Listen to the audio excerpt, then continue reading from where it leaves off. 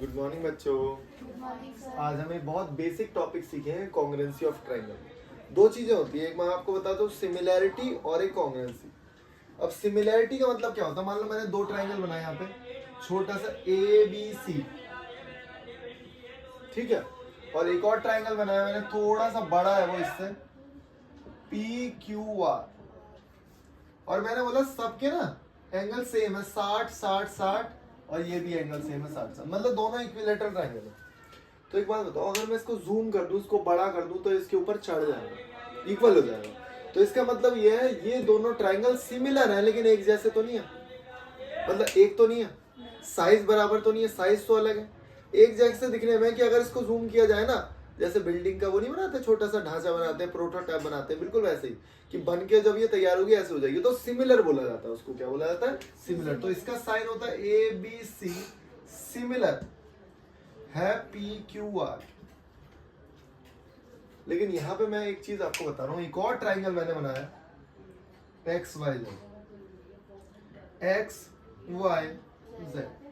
इसमें मैंने क्या बोला, एंगल तो बराबर है ही है और साइड भी बराबर है। अगर मैंने बोला ये 6 का है, ये 6 का है, ये 6 का, तो ये भी 6 का, ये भी 6 का, ये 6 का। अगर मैं इसको इसके ऊपर उठा के रखूंगा तो क्या पूरा पूरा ढक जाएगा, क्योंकि इसकी लेंथ भी सेम है, इसकी लेंथ भी सेम है। तो इसको कैसे लिखा जाएगा, ABC इक्वल टू, और कॉन्ग्रुएंट भी है साथ साथ, XYZ।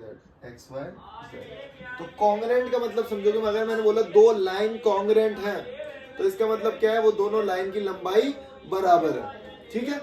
अगर मैंने बोला दो सर्कल कॉन्ग्रुएंट है तो इसका मतलब उनके दोनों रेडियस डायमीटर बराबर है, ठीक है। पूरी वीडियो की ऐसी तैसी करती है।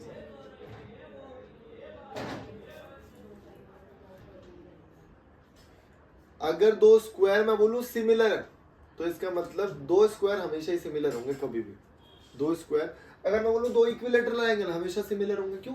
सारे एंगल बराबर हैं और सारे इसके भी एंगल बराबर हैं। तो मैंने बोला सिमिलर होंगे, कॉन्ग्रुएंट नहीं होंगे।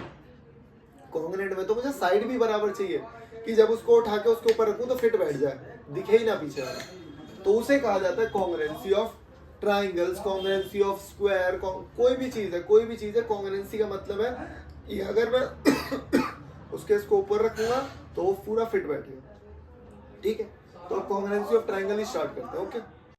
तो बच्चों, कॉन्ग्रुएंसी ऑफ ट्राइंगल में हमें ये पढ़ना है कि ये मैंने चार चीजें लिखी हैं। क्या है ये चार चीजें? ये थ्योरम, साइड साइड साइड। इसका मतलब अगर मैंने दो ट्राइंगल बनाए, और दोनों की साइड्स जो है वो बिल्कुल बराबर है, PQR। अगर तीनों देखो, पूरे दोनों ट्राइंगल्स में, एक ट्राइंगल में 6 चीजें होती हैं। क्या होती है भाई? 3 तो उसके साइड हो गए और 3 एंगल हो गए। उनमें से किसी 3 चीज को अगर आपने पिक कर लिया और उनको बराबर कर दिया तो समझ जाओ 3 बाकी की जो बची हैं वो भी बराबर हो जाएंगी, ठीक है। तो उसे कहते हैं CPCT। तो मैंने यहाँ पे देखा कि अगर तीनों साइड बराबर है, इसका मतलब ये इसके बराबर है, ये इसके बराबर है और ये इसके बराबर है, तो वो दोनों ट्राइंगल कॉन्ग्रुएंट होंगे। तो यहाँ पे मैंने आपको बताया कि ये तो सिंपल था, साइड साइड साइड। AB बराबर, मैं ऐसे लिख सकता हूँ यहाँ पे, AB is equal to PQ, AC is equal to PR और BC is equal to QR, ठीक है। अगर तीनों साइड इक्वल हैं तो तीनों एंगल भी इक्वल होंगे, इसमें कोई दिक्कत वाली बात नहीं है। और वो जो एंगल इक्वल होंगे वो बाय CPCT होंगे। बाय CPCT क्या है? By CPCT, corresponding part of congruent triangle. Corresponding part मतलब जो बचे हुए पार्ट्स हैं ट्राइंगल के, अगर वो दोनों ट्राइंगल कॉन्ग्रुएंट है तो वो बचे हुए पार्ट भी इक्वल होंगे, पक्के बात। उसके बाद दूसरी, अगर यार दो एंगल इक्वल है और एक साइड इक्वल है, अगर दो किसी भी दो ट्राइंगल ले लेते हैं, यहां मैंने लिया APQR और मैंने लिया ABC, और मैंने बोला ये 60 है, ये 70 है, और इन दोनों के बीच की साइड जो है वो है 7।